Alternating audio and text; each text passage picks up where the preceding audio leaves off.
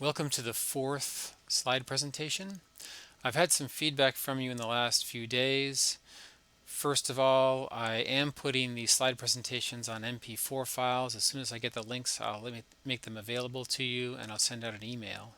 Second of all, I'm trying to, within the slides, I want to put the slides for each chapter in the reading in like one or two slides. And you know the system so far.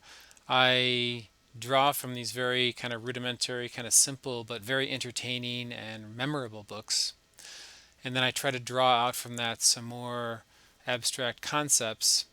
And then our exercises are all about self-assessing ourselves and the concepts and using the concepts in our discussion board posts. So hopefully that the concepts are becoming real to you and becoming incorporated in your leadership style. I want you to reflect on the material in the course. I want you to reflect on how your leadership style is developing, what makes you tick, your motivations, and so forth. This week's slide presentation is a bit of a change. We're going from individual and interpersonal material to organizational material. And leading organizations into the future, what we're looking at now is how a leader actually takes a leadership role, not so much as an interpersonal role, but as a dominant role or a leading role, and look at some of the modern theories, at some of the modern thought, or some of the more recent thought as to how organizations face challenges in the future from, I guess, in today's business world. Kouzitz and Posner makes a very key and important insight that one of the credibility theory of leadership, they have the theory of leadership, where leaders have four aspects. They're honest, they're forward-looking, inspiring, and competent.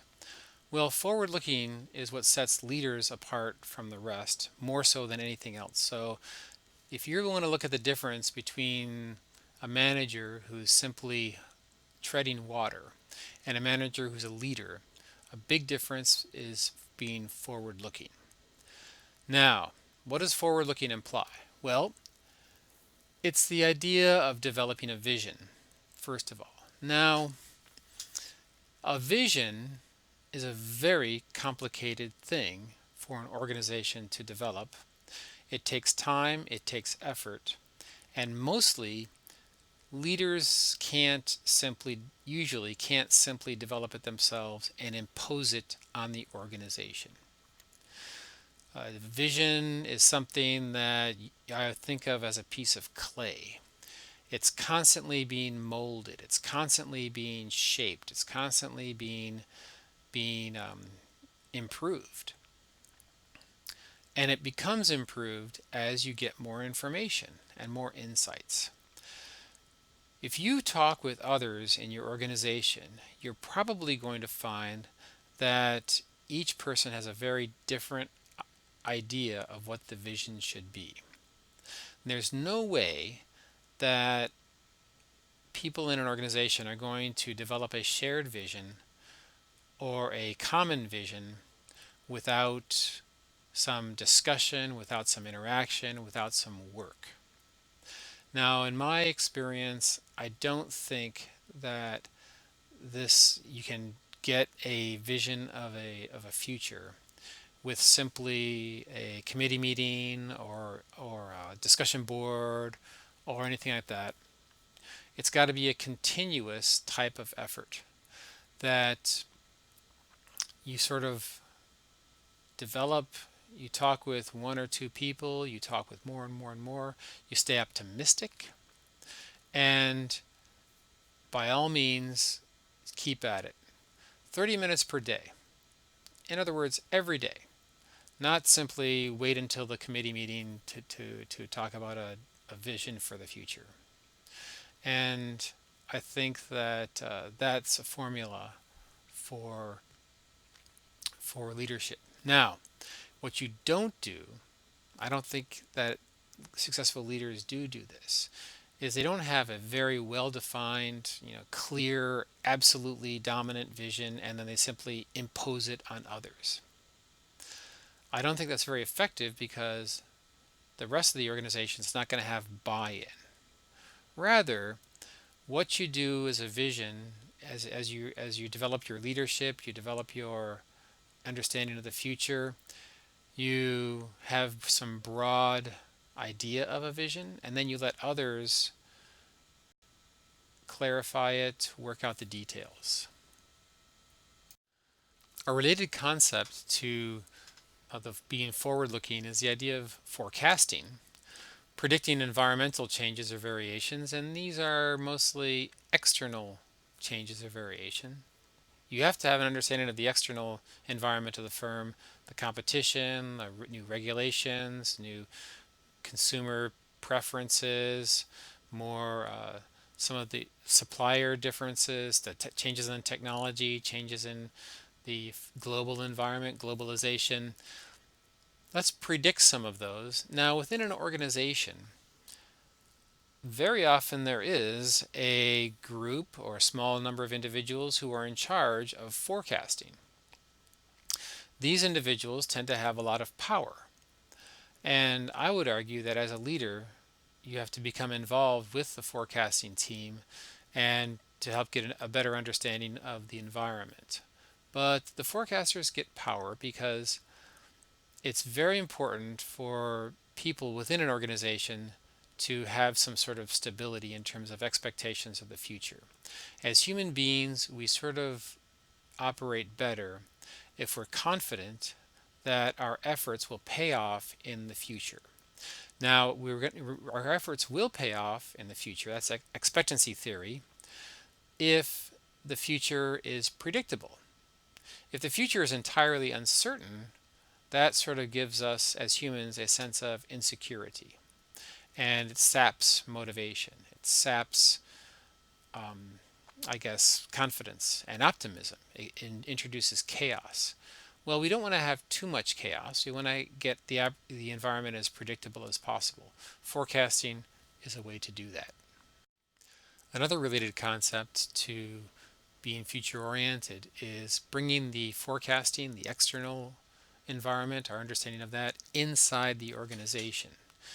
A related concept is something called appreciative inquiry. And there's four parts to appreciative inquiry. But basically, we're talking about organizational change. Leadership, by definition, one of the definitions is changing the organization and the way the leader wants it changed. So organizational change, the key part of leadership. Appreciative inquiry brings together the ideas of a leader being future oriented with the leader sharing and talking and discussing about the future of the organization. So appreciative inquiry puts some structure on that. Four parts to it. One is discovery, figuring out the best parts of the organization. Two is looking at the future and dreaming about what the organization may become. A very positive, it's appreciative inquiry, a very positive view of the firm. We're not simply trying to solve problems like some organizational change methods.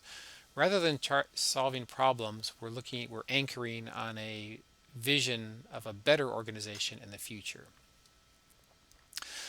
Third part, dialoguing how the organization needs to change. So you design the new organization and how to get it from where it is now to where it needs to be. And then once you get those abstract, very large scale things, develop short-term goals and implement them. The idea of delivering.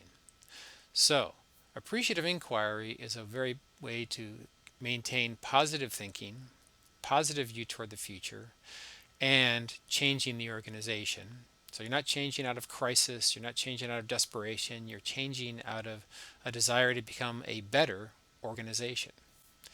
It sort of blends a lot. It blends the ideas from Kouzes and Posner, and I think best practice, and also it enables organizations to change while getting the best efforts out of its members. Another concept motivated by Kouzes and Posner's Chapter 4 is future search. It's an organizational change strategy, and it sort of links forecasting, which is simply looking at the external environment, bringing the forecasting model into the firm. So, you look at the system-wide group sessions lasting a few days that consist of forecasting or using the results of forecasting, identify trends, and establish ways to adapt to these changes. So future search is again forward-looking, the Kouzes and Posner idea. It's not always negative. And instead of the four parts of appreciative inquiry, you're sort of like simply establishing ways to adapt to changes. It's very much uh, maybe a little bit negative, but you're simply saying, as an organization, there are changes in the external environment, and we have to do it, and we have to adapt to those. Appreciative inquiry, on the other hand, is mostly looking inside the organization. Of course, the external environment is there, but it's sort of in the background.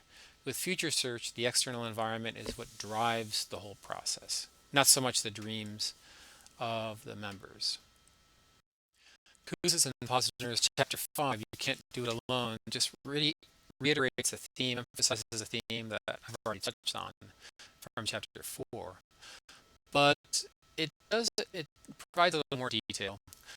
You need to have strong, valued interpersonal relationships with key others in order to, trusting interpersonal relationships matters here. It's about intimacy, it's about familiarity, it's about empathy, page 65. And so the idea is that leaders and the rest of the organization are maybe looking at a crew of a ship, and the ship is sailing through very turbulent waters and stormy waters. So in order to get the ship through, you've got to have everybody working together to navigate the difficult climate. Now, there's a nice quote on page 72 about how futile the opposite case is. If you're a leader and you're in a position of leadership, and you think that you have all the answers and that you're just simply sharing your vision with others, the problem with that is that you don't develop, you don't get the honest opinions of others in your organization. You tend to get, massaged information. How do you, as a boss, as a leader in an organization, how do you get others to tell you not what you want to think, not what they think you want to hear, but to tell you what they really think? That's a trick. And I've been in a number of organizations where once I got promoted, I got treated very differently by everyone in it, by everyone subordinate to me, and it was a barrier. How to break it through? I don't know.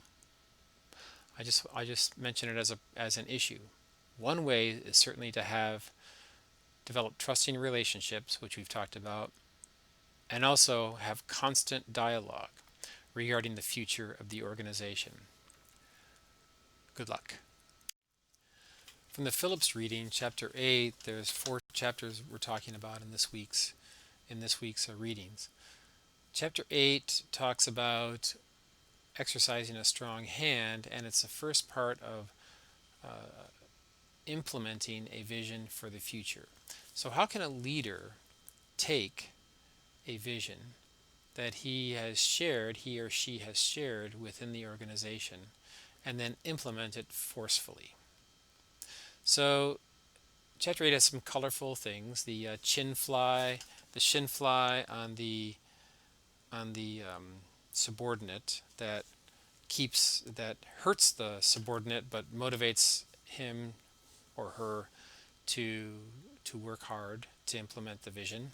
Secondly is the idea of the lion who, I don't know, took, in order to get something he wanted. In this case, a maiden. A lion fell in love with a maiden, and in order to get her father's permission to marry her, he sacrificed his strength, and then the father beat him up. But that's some colorful little stories. But there are three instances that Lincoln took strong action that I want to emphasize. One is the Emancipation Proclamation. The Emancipation Proclamation was a very powerful statement. It freed the slaves. It gave the North African Americans, who were then augmented the North's army to a great extent, and provided the North with great intelligence from the South. There was a whole, the former slaves, or the slaves in the South, were great sources of information about Confederate troop movements and the like. But Lincoln had no constitutional authority to free the slaves.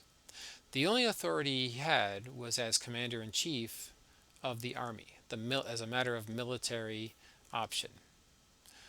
And sure enough, once he took that strong action, he was able to get the constitutional support later with the 13th Amendment. But at that time, it was kind of a really controversial thing to do, and he did a great job. Well, history says, effective job. Second, his firing of Samuel Chase. Samuel Chase and Lincoln had huge differences, and Chase had this he sort of like was sabotaging Lincoln's vision, or a lot of Lincoln's ideas for running the country. He kept on, as part of his ploy, as part of like a fit to get what he wanted, he had this tactic of offering his resignation. Well, when Lincoln had enough of Chase, he accepted the resignation, and thereby lost a great deal of talent in his administration. But he gained cohesion and coherence around his vision. So the strong hand and the decisiveness that Lincoln showed helped to cement the followers around his vision. The third incident that I think of with Lincoln is with the state of Maryland. Maryland was a slave state in 1859, 1860, and when the legislature was about to meet to vote on secession from the Union, a vote that probably would have resulted in secession and a vote for secession, Lincoln stopped it. He stopped it with using federal forces.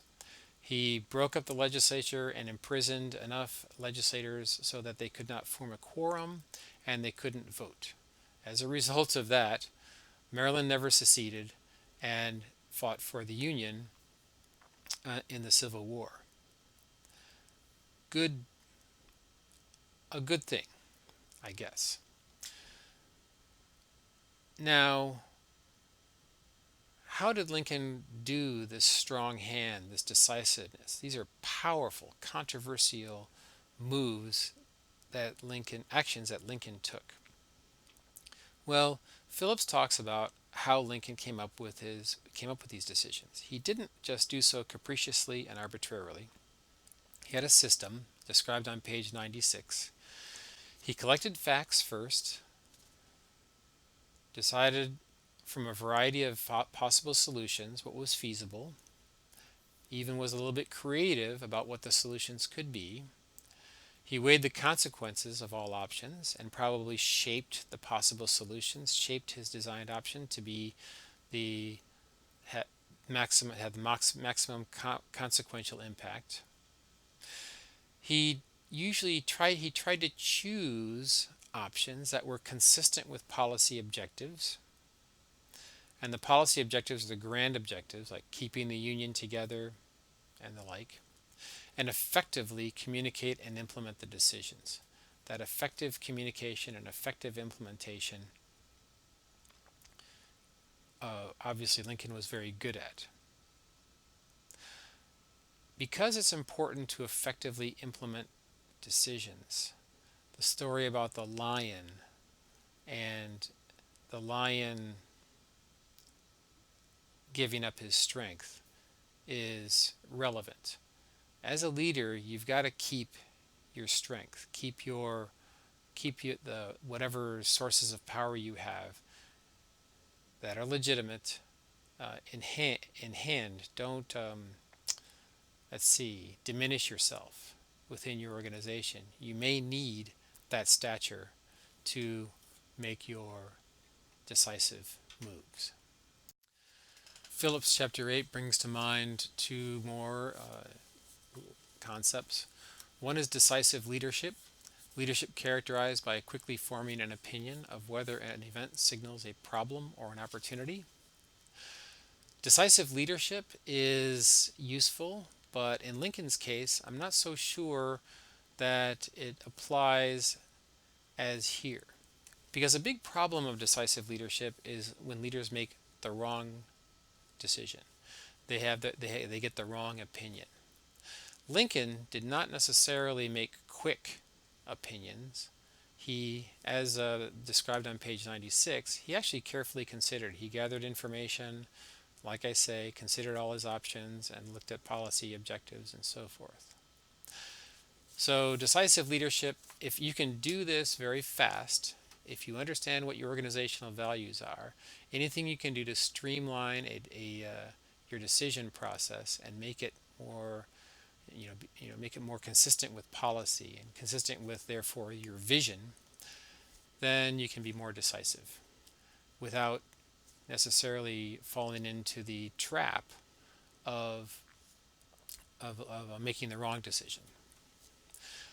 Lincoln also stuck to his guns. We've talked about how he kept his values, and he also kept his vision, and he kept to his sense of purpose for the Union.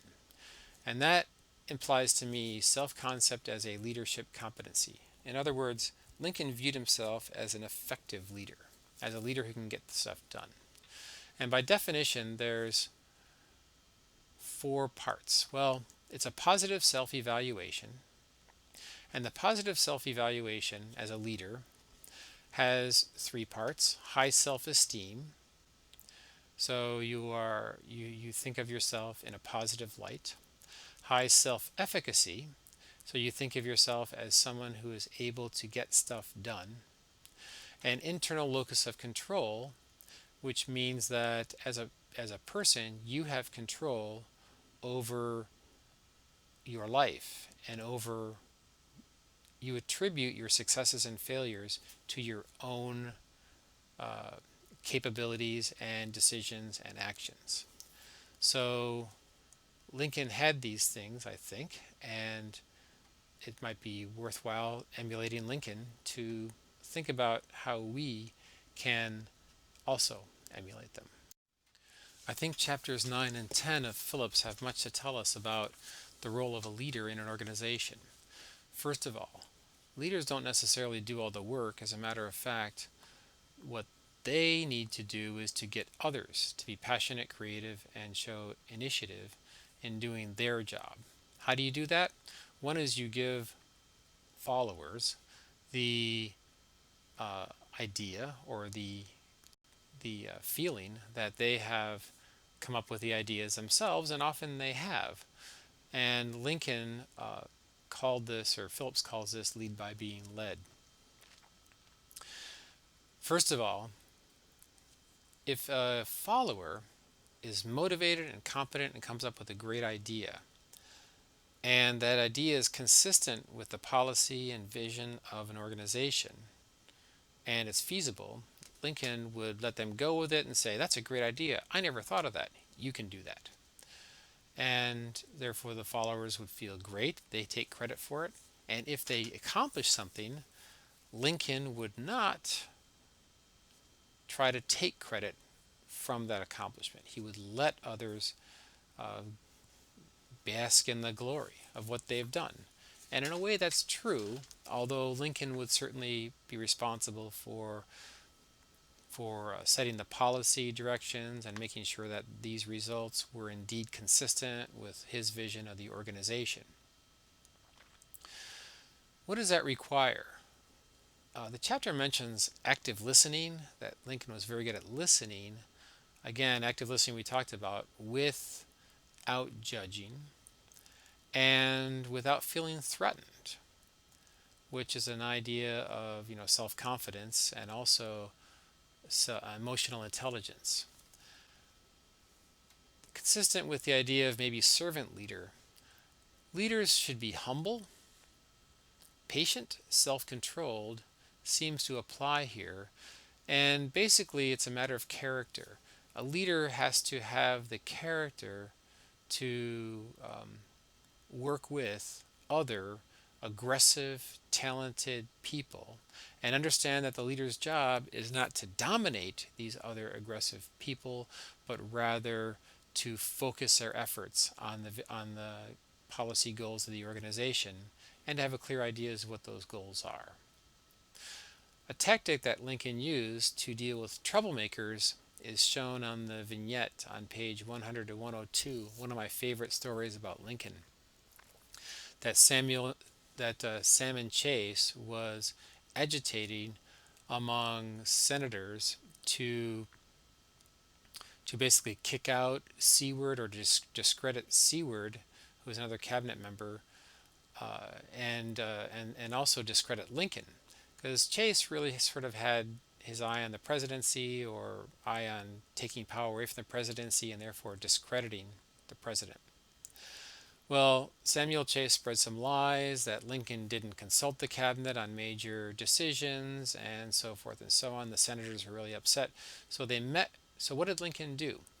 He didn't get defensive and fight back directly on Salmon Chase. What he did was simply get Chase, get the cabinet, get the senators together in the same room and lock the doors or keep them there and say that we're going to stay here until this dispute is settled. And the result of the dispute was Seward was vindicated, Salmon Chase was discredited forever. So a very effective way not only to let others let others take control of actions by just letting them take charge, but also solving problems by being sort of in the background and letting the truth come out with exchange of information. Chapter 10 is really closer to Kouzes and Posner's idea of vision making. But in the case of Lincoln, the vision was very, very difficult because the times were so uncertain. So what did Lincoln do? Well, he said, in terms of the war, we have to be very focused on winning the war and keeping the Union together. So there are a few policy objections that he had, but within the overriding objectives, they have to goals should be set that are measurable, concrete, and doable. If they're not SMART goals, then they're going to be very discouraging.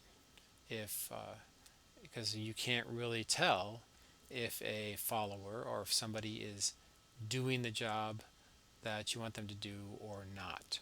SMART stands for specific, measurable, attainable, or achievable. R stands for results oriented, and T is for timely.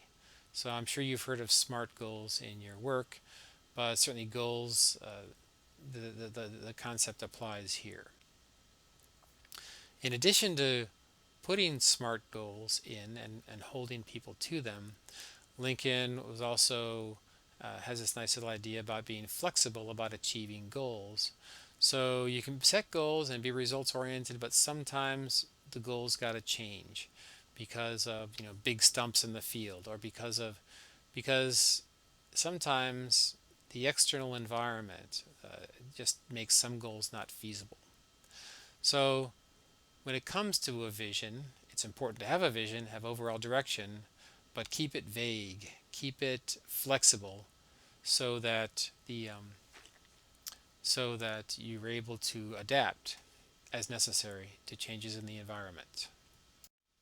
Chapter 11 sort of documents the challenge that Lincoln had in finding a general for the Union Army. It impressed on me the incredible pressures that a general faces.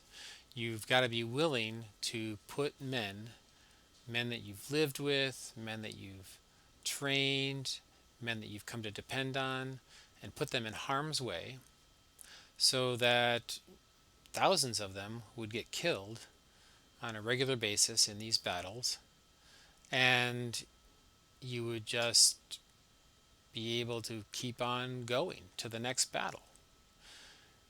Such stress in a lot of the candidates that Lincoln had, that I think that a lot of the generals were sort of like going crazy.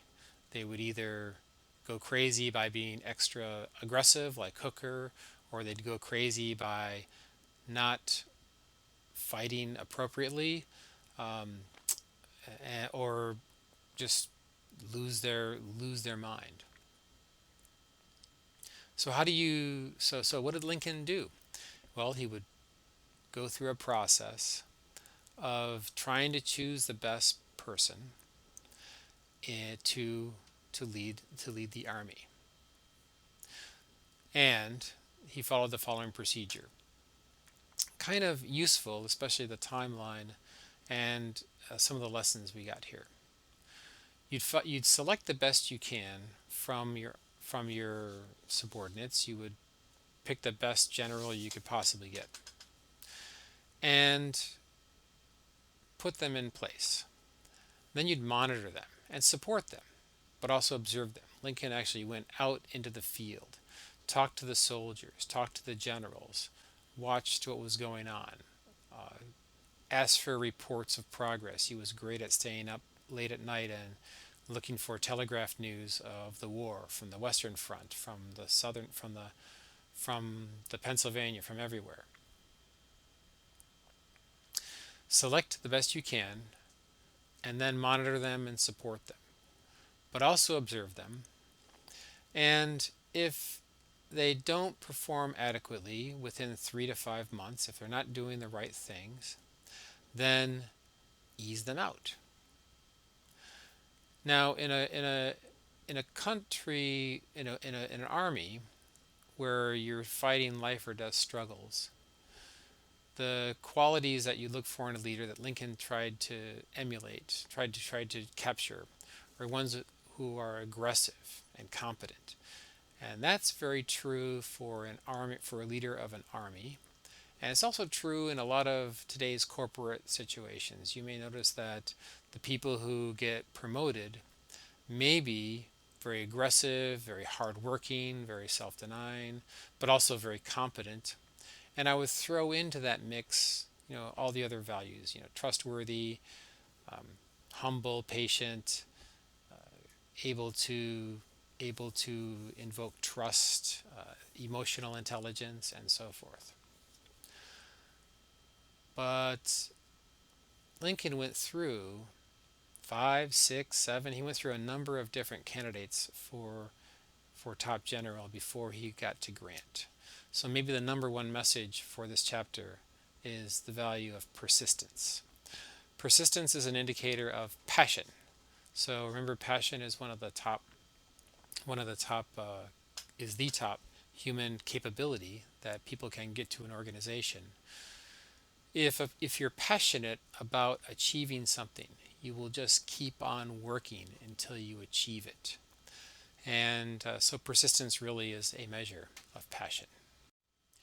In his search for Grant, Lincoln certainly showed persistence, which is a term in the literature, continuing the effort until you reach your goal or give up, mostly reaching your goal.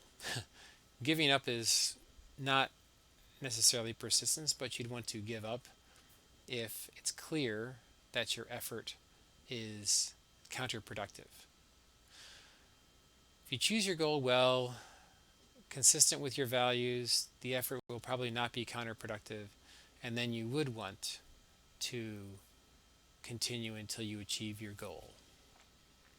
Good luck. I'd like to end this slide presentation with a challenge. You all work in organizations, or you will work in organizations, but every organization you work for. Look at the entire organization. It could be your office or a unit or the entire firm or whatever you're most closely involved with. Identify 3 goals that it could attain in the next year. Goals that it might want to attain.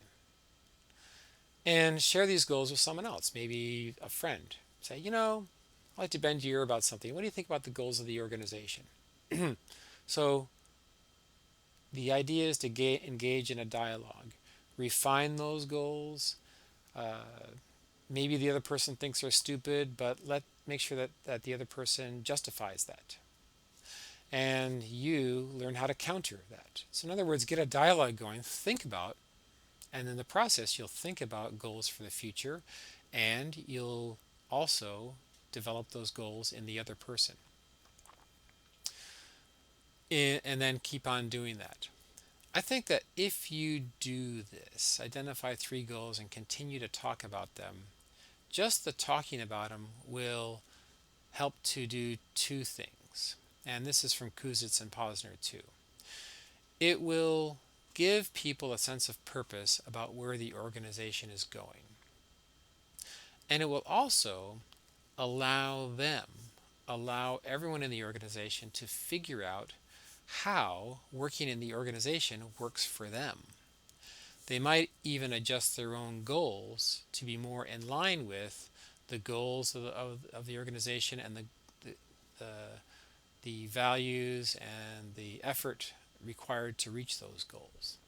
It will also focus everyone in the organization's efforts, or at least thinking, and then therefore later on efforts, if you're successful. It will focus everyone's efforts on achieving goals rather than on tangential issues or political infighting or other types of non-goal oriented and probably less even counterproductive efforts. I encourage you to do this. Not enough people do it, and even in this university, I'd like to spend more time doing it.